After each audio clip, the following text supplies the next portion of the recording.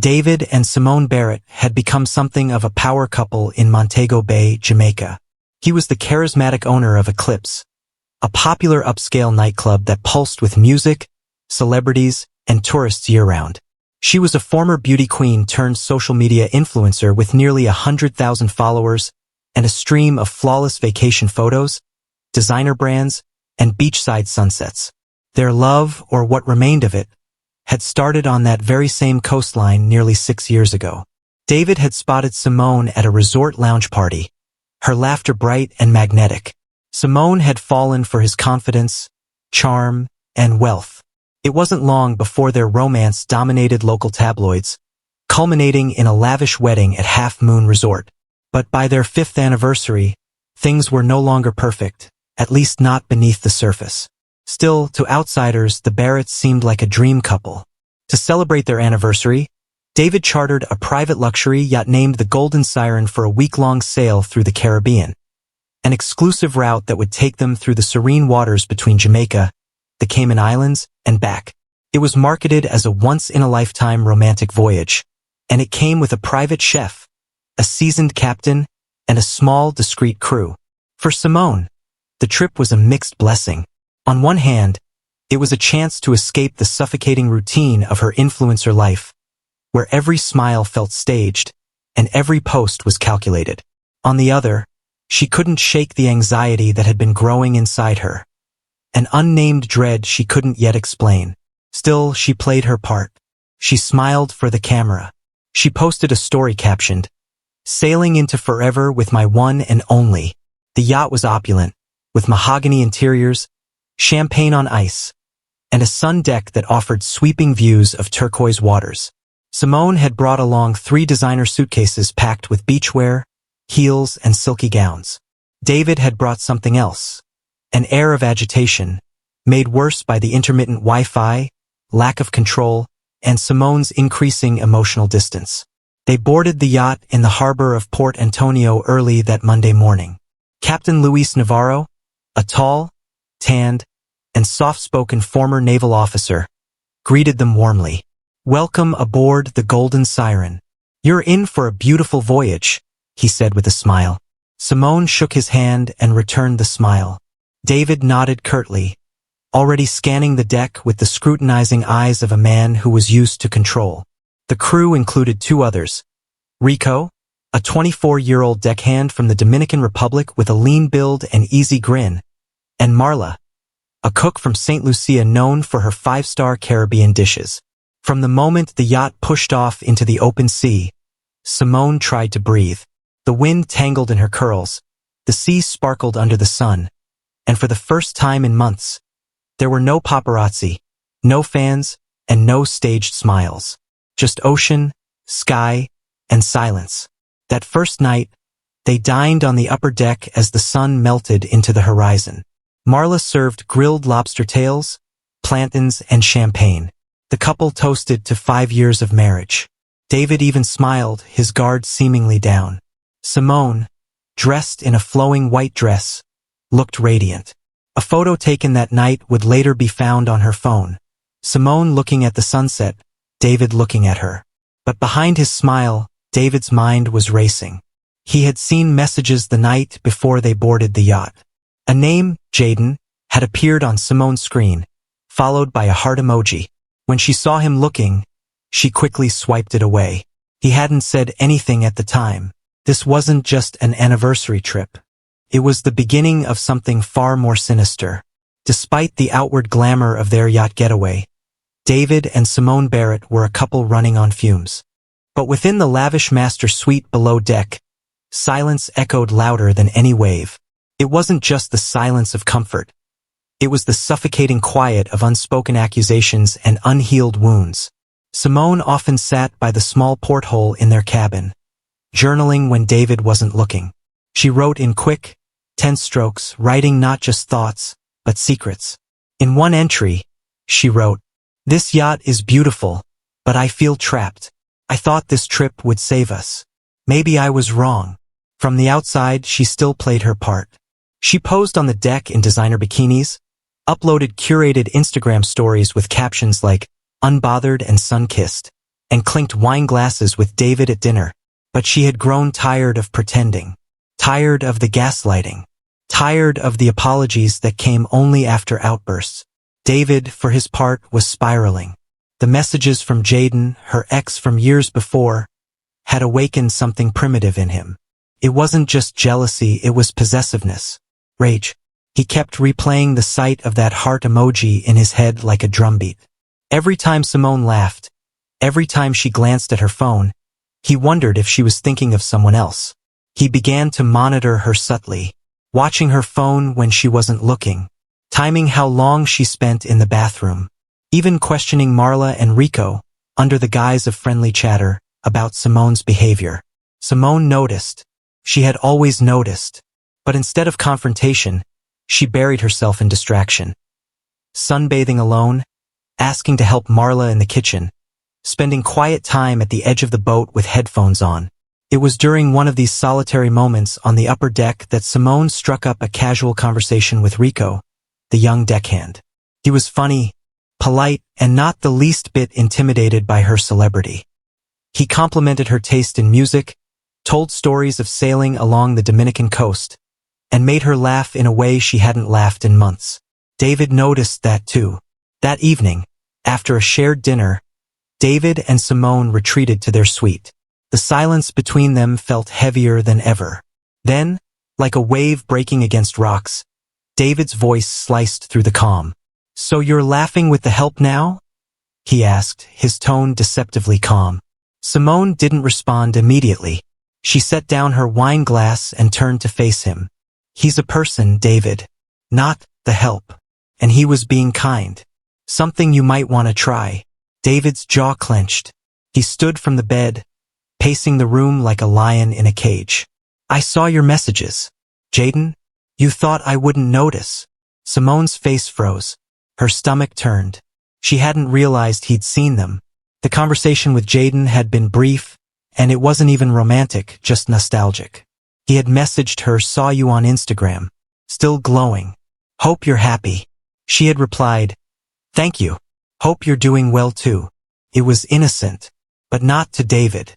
"You went digging through my phone?" she asked, her voice rising now. "That's what this is about? You're my wife," he spat. "I have the right to know when you're sneaking around behind my back." Simone took a deep breath, trying to remain calm.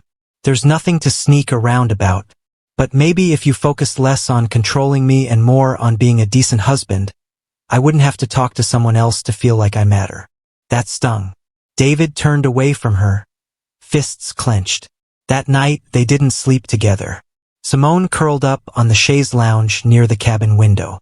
David lay in bed, eyes wide open in the dark, staring at the ceiling, his chest rising and falling with controlled fury. The next morning, the tension lingered like fog. David didn't join her for breakfast. Simone ate quietly with the crew, and for the first time, she began to wonder if she should ask Captain Navarro to cut the trip short. But she didn't, because part of her still hoped that somewhere on this voyage, beneath the pain and the paranoia, there was a man she once loved. A man who would remember the promises they made, the laughter they once shared. But she didn't know the truth yet. She didn't know that David had stopped hoping long ago. He had started planning. What was supposed to be a romantic escape now simmered with growing tension. Tension not just between David and Simone Barrett, but among the crew members who served them. Captain Luis Navarro was a man of the sea, calm, disciplined, and watchful. A former officer in the Venezuelan Navy, he had been captaining private yachts for over 15 years. He could sense conflict the same way he could sense an oncoming storm. And what he saw between the Barretts had all the signs of a tempest brewing. He noticed how David's eyes followed Rico, the young deckhand, whenever he spoke to Simone. He noticed Simone's sadness masked behind designer sunglasses and forced smiles. He noticed the way the couple didn't touch anymore, not even by accident. Luis wasn't one to get involved in guests' personal affairs, but something about this voyage felt wrong. And it wasn't just the couple. Rico, just 24, was sharp and energetic but also naive in some ways. He hadn't meant to get in the middle of anything. He just enjoyed talking to Simone. She was kind, down to earth, and curious about his life beyond deck work. But even he had begun to feel David's icy stares. On the third day, David accidentally bumped into him while walking across the deck, muttering something under his breath in patois Rico didn't fully understand. But the message was clear: stay away from my wife. Marla, the chef, noticed the tension too. She had worked countless charters, cooked for diplomats, celebrities, and the elite, but she had learned to read danger in people's eyes. And David's eyes had started to shift, narrower, darker, more suspicious with every passing meal. She tried to ignore it at first, staying in her kitchen space, but she heard the arguments through the thin walls, the muffled shouting, the silence that followed, the sound of Simone crying one night. She kept it to herself, until one evening, Simone found her in the galley, chopping vegetables for dinner, and simply whispered, "Do you ever feel trapped?" Marla paused. She met Simone's eyes. There was a long silence. "Sometimes," Marla replied carefully. "But the ocean has a way of reminding us we can't run forever." Meanwhile, Captain Navarro was dealing with another concern. Before they had set sail, David had made a quiet request, an unusual one. He asked the captain not to allow any unscheduled calls or internet access during the trip unless it was an emergency. When Navarro pressed him for a reason, David had simply said, "We're trying to reconnect. I want no distractions." It seemed romantic on the surface. But now, knowing what he did, Navarro suspected it was something more controlling, something darker. And then came the incident on the fourth day. It began small. A broken wineglass during lunch. Simone had knocked it off the table by mistake. But David's reaction was far from reasonable. He stood up suddenly, slamming his napkin down, and glared at her. Of course, another mess for someone else to clean up. Rico rushed over with a towel and broom, but David waved him off. "She's good at making messes, not so good at cleaning them up." Simone flushed red with humiliation. Marla looked down, pretending not to hear. Captain Navarro, seated across the deck at a respectful distance, didn't say a word, but his jaw tightened. That night, Navarro quietly approached Simone while David was asleep in the suite. She was sitting alone on the top deck, wrapped in a shawl, eyes fixed on the moonlit waves. "If you need to cut this trip short," he said gently, "we can make a call to port." Simone shook her head slowly. "Not yet." She didn't say more and he didn't press. But he knew something had to give. Because for all the crew's professionalism, they were still human. And everyone on that yacht, whether guest or worker, was now entangled in a web of suspicion, jealousy, and quiet desperation. And none of them knew that one of them would not survive this voyage. By the fifth day, the mood aboard the Golden Siren had turned eerie. Gone were the laughter and clinking glasses. Meals were eaten in near silence. The once joyful excursions to private coves or snorkeling reefs were now either cancelled or quietly ignored. Even the sunlight felt colder, as if the ocean itself sensed something was brewing. Simone stood alone on the bow that morning, watching the horizon. She wore a flowing white sarong and a sun hat, looking every bit the celebrity bride enjoying paradise, but her eyes betrayed a storm inside her. There was a new emotion settling in her gaze. Fear. She had caught David going through her handbag the night before. When she confronted him, he denied it, gaslighting her until she doubted her own memory. But the signs were mounting. Her favorite necklace had gone missing. Her journal was out of place. And worst of all, her phone, a lifeline she had started to guard closely, was found with the screen unlocked and the battery mysteriously drained. David, meanwhile, had retreated into a quiet, brooding rage. He drank more, slept less. He paced the yacht at night like a ghost, whispering to himself. The jealousy over Simone's brief interactions with Rico had morphed into obsession. His thoughts circled around betrayal and humiliation, two things David Barrett, a man built on ego and public image, could never tolerate. Captain Navarro watched everything unfold with increasing unease. He had begun secretly logging the couple's behavior in the ship's captain's log, something he hadn't done in years. He suspected domestic abuse, but the situation was delicate. There was no official complaint, and Simone insisted she was fine every time he tried to help. Still, Navarro kept the yacht's satellite phone within reach, quietly checking weather reports and mentally mapping the fastest route to the nearest port, just in case. Then, on the sixth night, the skies finally began to shift. A thin line of dark clouds began forming in the distance, stretching across the horizon like a bruise. Captain Navarro studied the radar and determined it was only a minor squall, nothing dangerous. Still, he advised the crew to begin securing loose items on the deck and preparing the yacht for rougher waters overnight. Rico took his orders seriously. As he coiled ropes and latched down the dining set near the stern, he noticed Simone sitting alone under the covered lounge canopy, sipping wine. He hesitated for a moment, then approached her. "Rough waters ahead," he said casually, trying to lighten the mood. She looked up and gave a weak smile. "Already feel like I've been in a storm all week." There was silence for a moment. Then Simone whispered, almost too softly to hear, "Do you think people can sense when something bad is going to happen?" Rico's expression shifted. "What do you mean?" She didn't answer right away. Instead, she set her wineglass down, stood up, and placed a hand on his arm. "Be careful tonight, Rico." And then she walked away. Later that evening, a dinner was served on the upper deck. It was meant to be a return to normal: grilled seafood, fine wine, soft jazz playing over the speakers. But the tension was unshakable. Simone barely touched her food. David drank heavily, locking eyes with her at odd moments, as if daring her to speak. Marla kept her head down, pretending not to notice the Cold War playing out between them. By 10 p.m., the rain had started soft at first, then steadily heavier. Wind lashed at the sails and the sea began to roll harder beneath the yacht's hull. Captain Navarro announced that everyone should remain below deck for the night and brace for minor turbulence. At midnight, as thunder cracked in the distance and waves began slapping harder against the sides, a scream tore through the boat. It came from the main corridor outside the couple's suite. Rico was the first to arrive.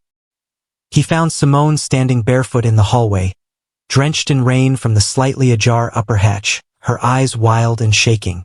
"He's gone," she said in a trembling voice. "David's gone. He's not in the room. And there's blood." Captain Navarro came next, then Marla. The crew quickly gathered as lightning lit up the corridor and the storm pounded around them. Simone led them into the master suite. The bed was empty. The sheets were stained red, and the balcony door was swinging open to the raging sea. David Barrett, celebrity entrepreneur, husband, and rising star, was gone. And just like that, the perfect getaway had become a nightmare. Rain lashed the deck. Wind howled like an ancient omen. But it was the silence inside the master suite that screamed the loudest. David Barrett was gone. Captain Luis Navarro stood over the blood-stained sheets, his jaw clenched. The crew stood just behind him, staring in disbelief, except for Simone, who sat on the floor, wrapped in a blanket, staring into nothing. Her hair clung to her face, her lips trembled, but she said nothing more. It was as if she'd gone into shock. Navarro wasted no time. He ordered Rico to lock down the yacht, account for all passengers and crew, and then radioed for emergency support. Despite the ongoing storm, he managed to send a distress signal and contact the nearest Coast Guard vessel, which was hours away. The questions began immediately, first among the crew, then from Navarro himself. How much blood was too much? Where exactly had David last been seen? Had anyone heard a struggle? A splash? A cry for help? No one had answers. Rico swore he had checked the deck before midnight. There was nothing unusual. No one had seen David leave the suite. The only odd thing he remembered was Simone's cryptic warning earlier. "Be careful tonight." Captain Navarro quietly noted that. He also couldn't ignore the contradictions. The sheets were soaked with blood, but there was no sign of blood anywhere else. No trail leading out to the deck, no smears on the balcony railing, no evidence of a violent struggle. Just the bed and the open balcony door. Had David been stabbed in bed? Had his body been thrown overboard? Or had he walked out, wounded and delirious, and vanished into the sea himself? Navarro stepped out onto the rain-slicked balcony. Waves crashed violently below. If someone had fallen or been pushed, there was little hope of survival. But still, the captain had been on the water long enough to know when something didn't add up. And this didn't. Inside, Simone finally spoke. Her voice was distant, mechanical, like she wasn't talking to them, but to herself. He had nightmares sometimes. Said he saw shadows at sea. Said they whispered things. I thought he was just being dramatic. Marla exchanged a glance with Navarro. Was this trauma talking? Or something else? Simone turned her eyes toward the others, suddenly lucid. He thought I was cheating. Said I embarrassed him. He started accusing me of hiding things, of lying. He wasn't the same man anymore. There was a pause. And then she added, he said if I ever betrayed him, he'd make sure no one could have me. The room went still. Rico shifted uncomfortably. Captain Navarro folded his arms. He was trained to handle storms, but this was a different kind of danger. Emotional, psychological, the kind that could sink a soul faster than the sea. They needed answers, and soon they would get them, because in less than 6 hours the Coast Guard would arrive. And once they did, this wouldn't just be a missing person case. It would become a criminal investigation.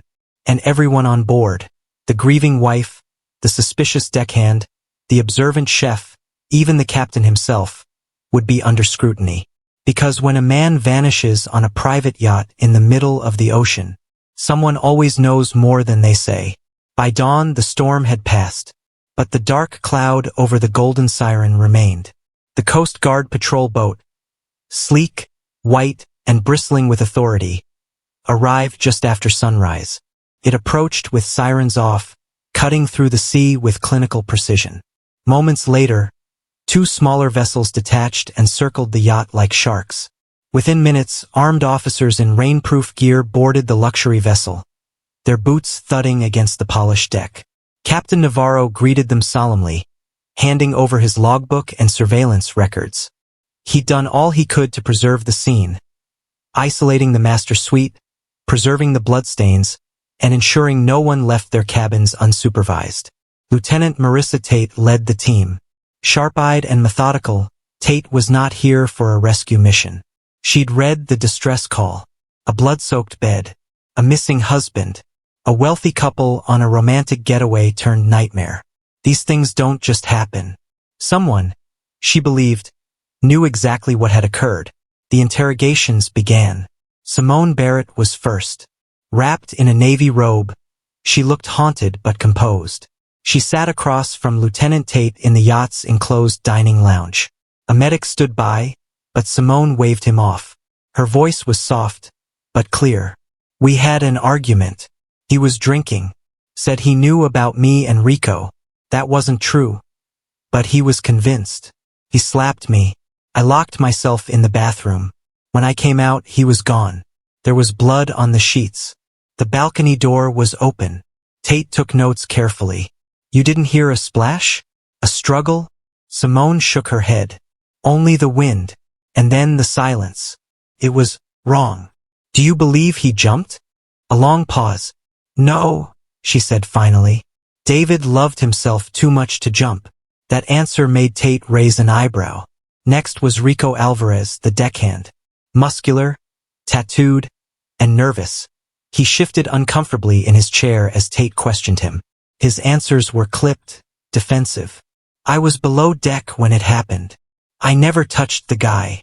Yes, Simone was beautiful, but I never crossed a line.